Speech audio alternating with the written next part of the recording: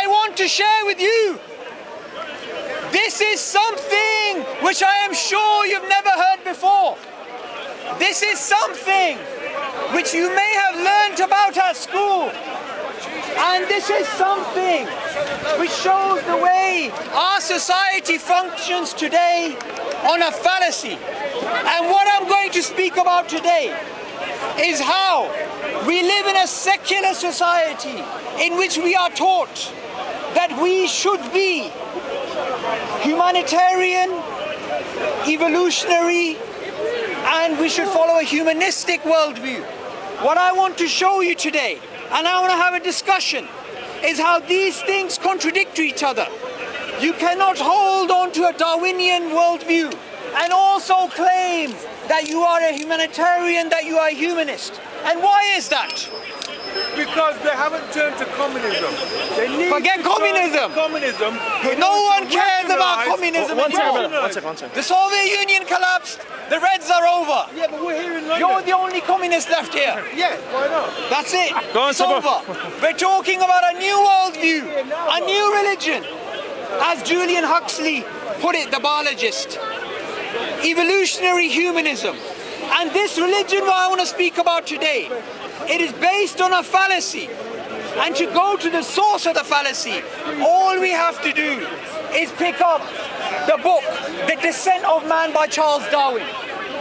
Now, what I find very interesting is Charles Darwin, because he was blinded by his theory, he saw evidences for his theory where there was no evidence. No. He believed.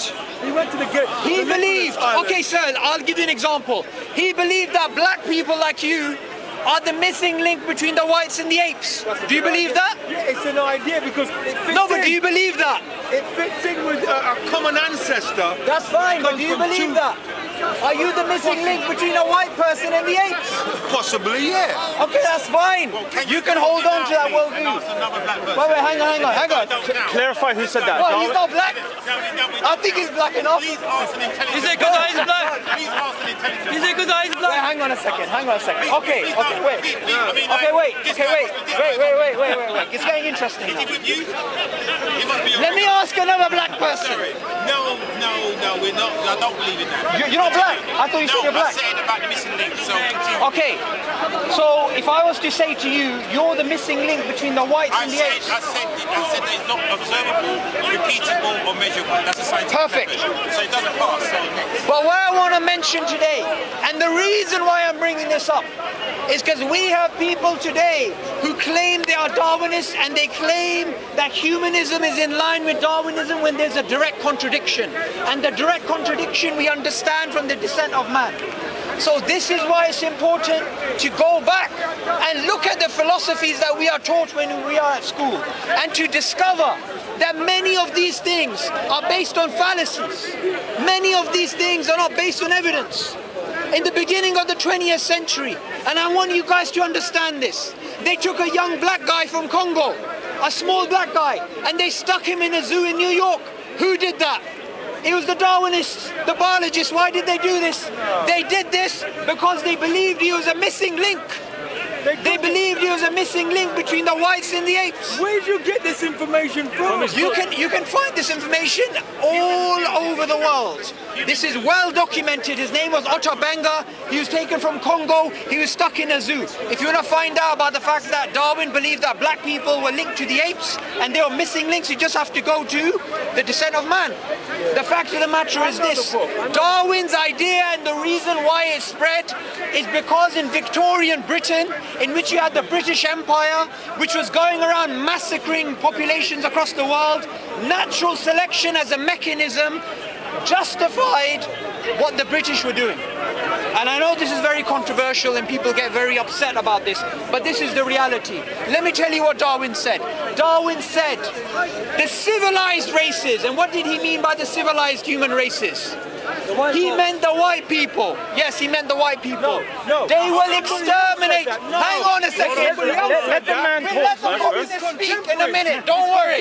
Don't worry. Don't worry. So Darwin, I don't see it. No. I lost my trail of thought. What's the last thing I said? You said white people. I said, what about white people? What did I say? Darwin said Gary wants to hear about the white people. it was the civilized society. Yes, right. Go back. Go on.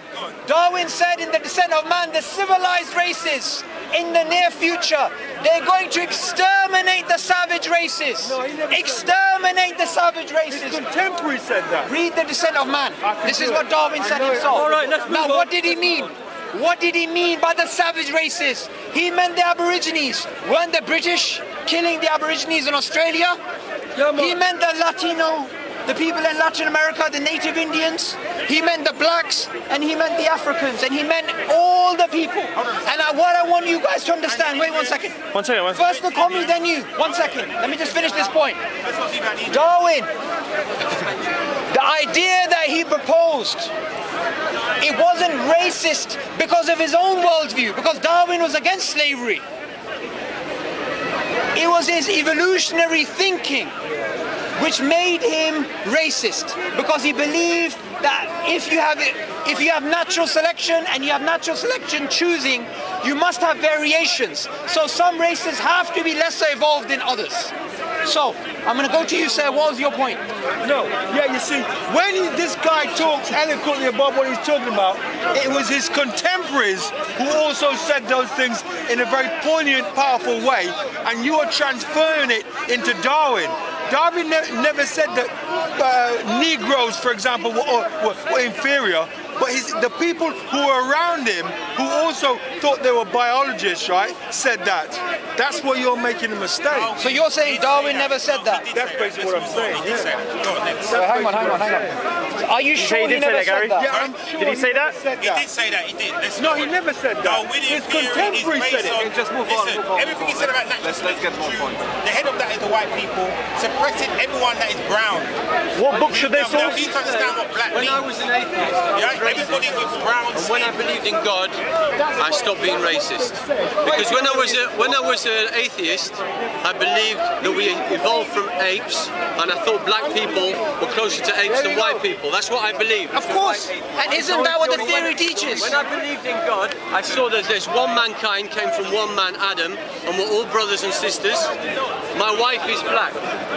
Okay. According Now, to your now, Bible, As an atheist. only It's for not the gender equality, not gender equality, your race Bible. equality. Hang on a second. Only for race equality, hang on a second. We just had a man who I don't know just come forward and say, I used to be an atheist, and when I stopped being an atheist, I stopped being racist. Why? Because I believed in the evolutionary theory. Now let me just add to that. I'm not saying all atheists are racist, I'm not. But I do agree with you. But I do agree with you. A Darwinist has to be a racist. Sir, would you agree? A Darwinist would have to be a racist. Come over here. Because the black people, what did you believe about them? I know Gary, I'll do it, Gary. Okay, Hey, heckler, so the come fact over of the matter is this. If you believe in a Darwinian worldview, you can never claim you're a humanist. To be a true humanist, what do you need? You don't need Darwinism, you don't need materialism. You need to understand that law comes from God.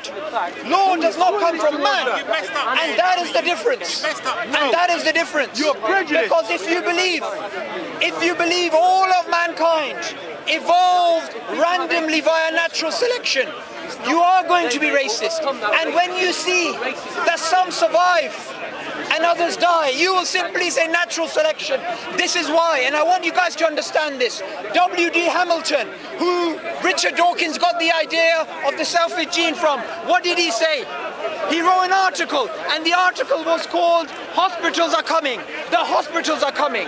And he was very angry, and he was very upset. And why was he angry and upset? He was angry and upset because he felt that hospitals in which 90 to 95% of children, they try and save them, this is a barrier to natural selection, and therefore this is a barrier to progress.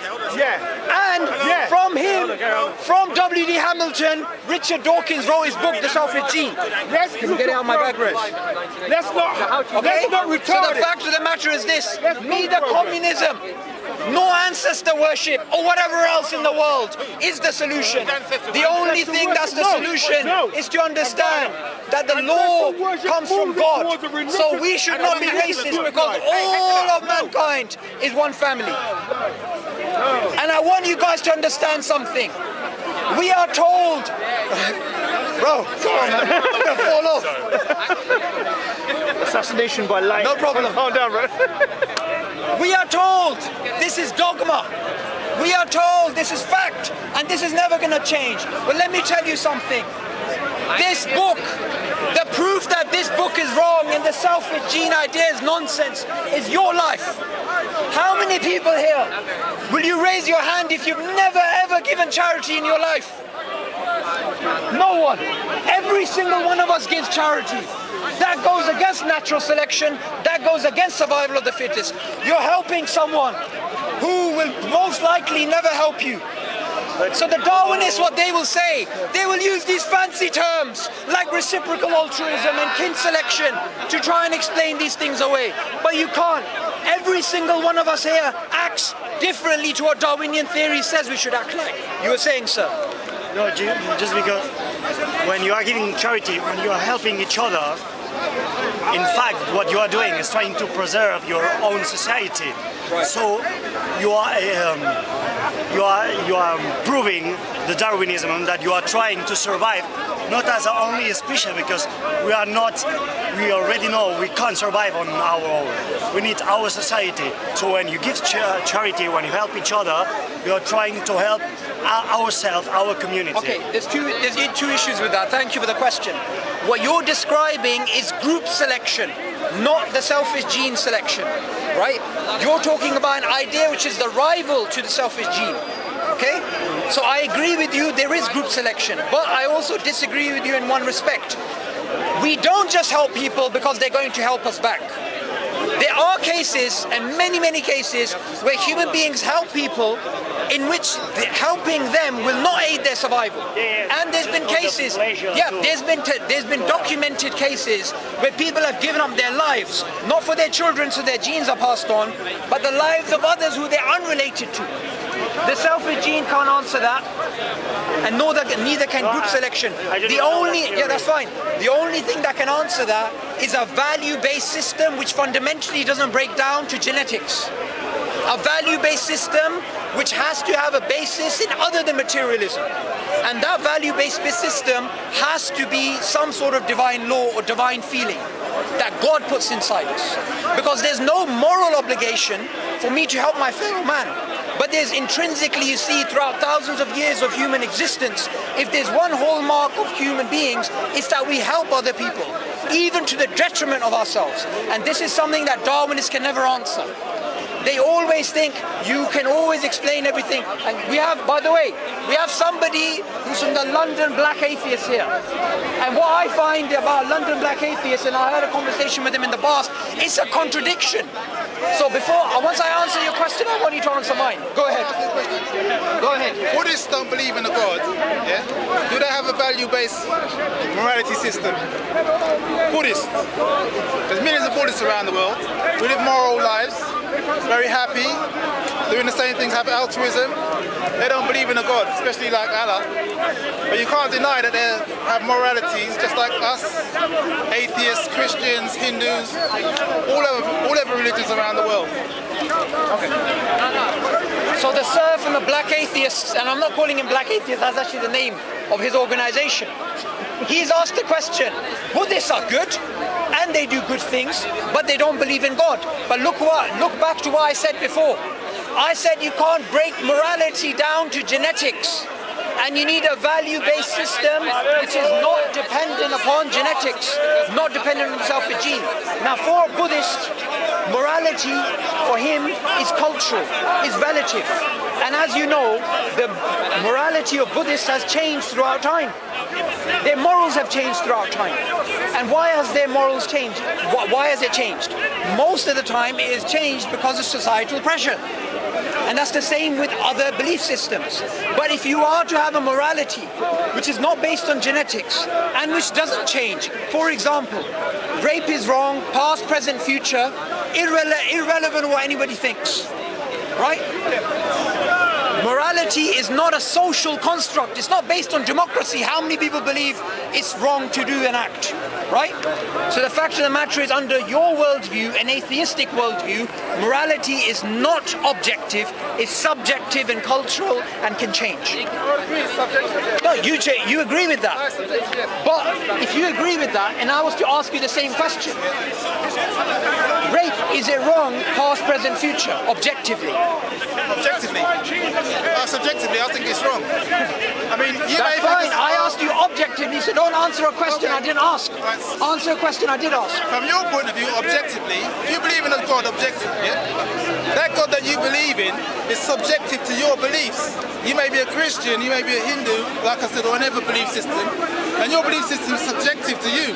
As a non-believer, I believe that rape is wrong. Because I wouldn't want to harm another woman.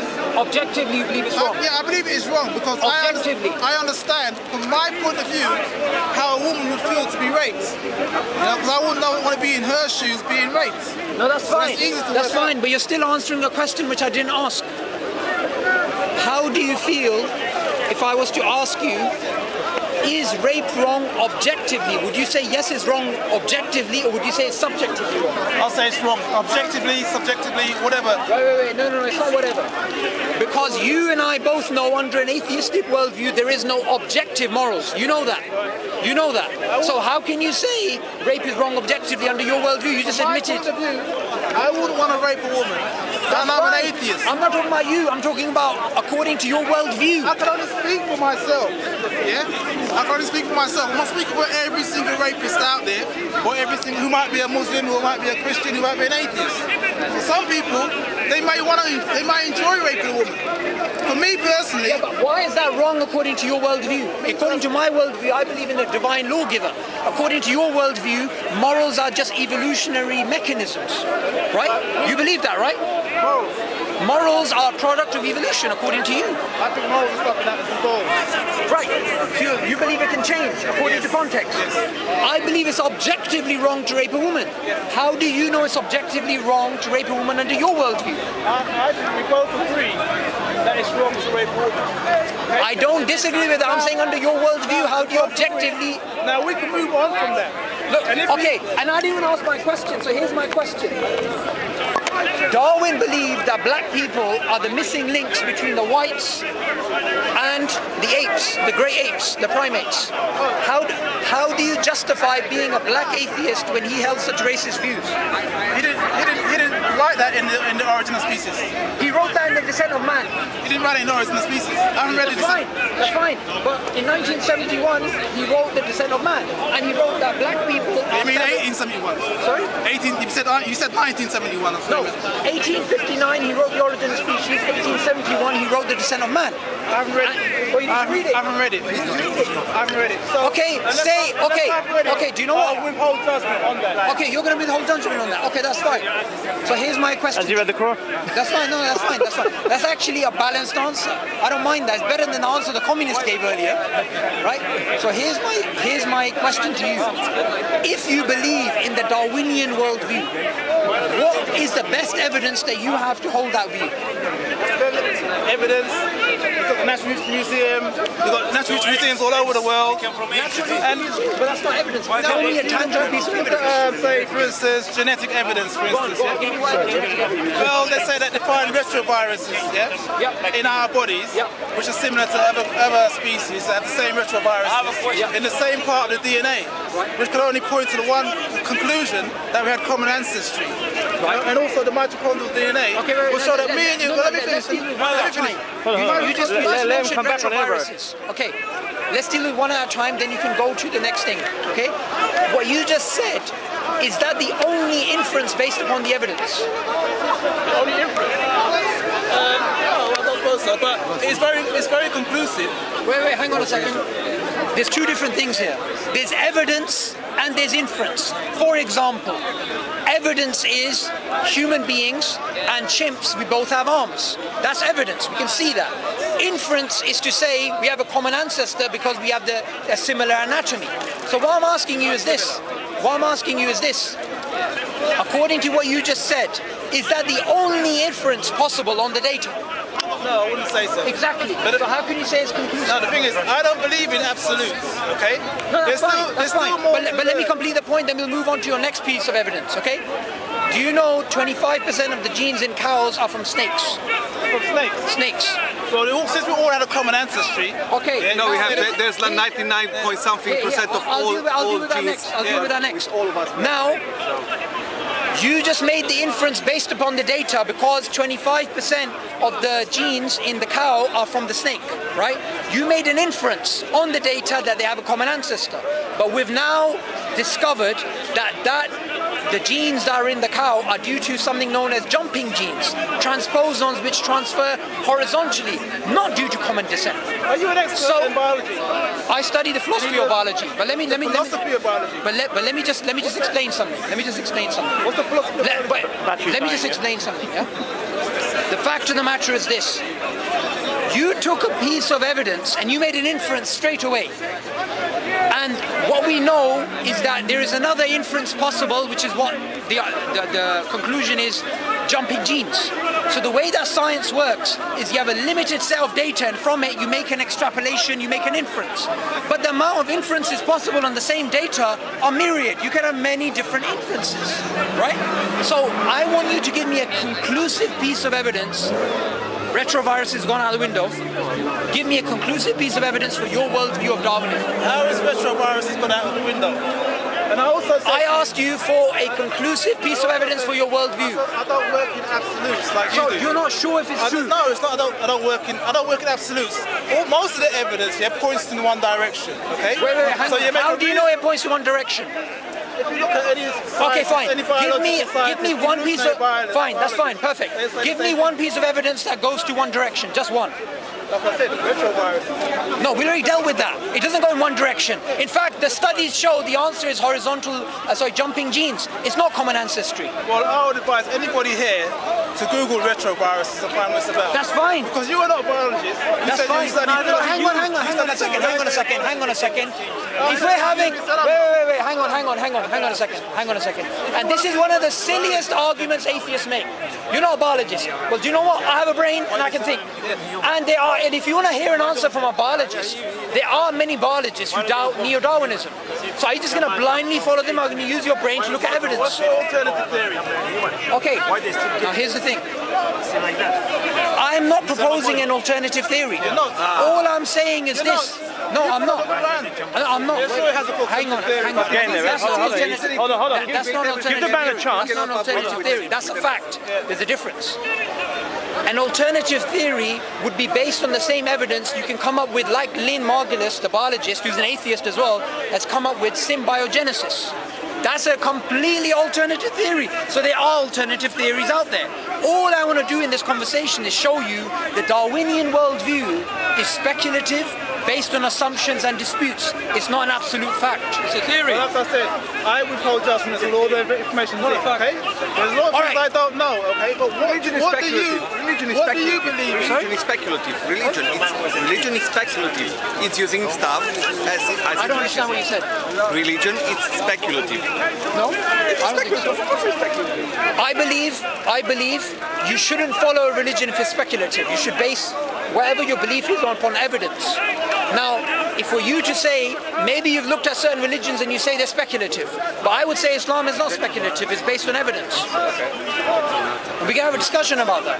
But the fact of the matter is this, since retroviruses, I gave you a counter example of jumping genes, give me one piece of evidence that gives you, a really strong feeling that Darwinism is true. Just one. The mitochondrial evidence, in DNA, shows that all human beings, Homo sapiens now on the Earth, originated from Africa. We're not Homo sapiens. Oh, we're not Homo sapiens? No, we're Homo sapiens. That's a new classification for Homo sapiens. Yeah. Okay, I hadn't heard that one. Do you know why? Because science changes. By the time you from the time you were in school, from the time you were to learn, like I said, there's a lot more to learn. Of course there is. I don't say I know everything. Of course there is, but what it is this. But you said you believe in the Darwinian worldview. Don't I you? believe in it. I said I withhold judgment, but most of the evidence points to that. That's fine. So we already dealt with retroviruses through jumping genes. Give me another piece of evidence which points in one direction. I've given you two pieces of evidence. What's I said I withhold judgment on certain things that I don't know. Okay, what's the about, second piece of evidence? I'm not going to talk about things that I don't know because I'm not an evolutionary Fine, biologist. so tell me what you do know. I am not an expert on this. No, But tell what me what do you know? Because you seem to be absolutely certain about your beliefs on what human beings. Sure, I'll tell you what I'm certain of. I'm certain scientific conclusions, not scientific observations. Scientific conclusions are speculative and they can change over time. The history of science teaches that. The philosophy of science teaches us that. Conclusions that we know today that we think are true, in 100 years' time, in 200, 300 years' time, we're going to be looking back and thinking, that's not true. Even if something in science works. For example, we went to the moon based upon Newtonian mechanics, right? We went to the moon based upon Newtonian mechanics, unless you believe in conspiracy theory, right? Now, the Newtonian mechanics, for that worldview, there was an assumption that time and space are fixed, right? And we went all the way to the moon. But Einstein came along and he showed that actually time and space are relative. They're dynamic, they're not fixed. So, wait, I'm answering what I'm certain of. How human beings came to this planet. That's not your question, you said what you're certain about. So let me just finish my point. So, science changes even if it works. So what I'm sure about is this. I am sure that science changes and its conclusions change, and I don't think anybody in the world should base their hereafter, their whole worldview on something which is so fallible. I think it's a good thing that science. Religion is not changing. It's good. I don't disagree with you. I don't disagree with you. So, because it changes, why do you put your faith into something and you believe it to be true when it can change? I already told you. I withhold judgment because I don't know everything, about evolution and about biology, about the nature of this, how we all got here, how the universe got here.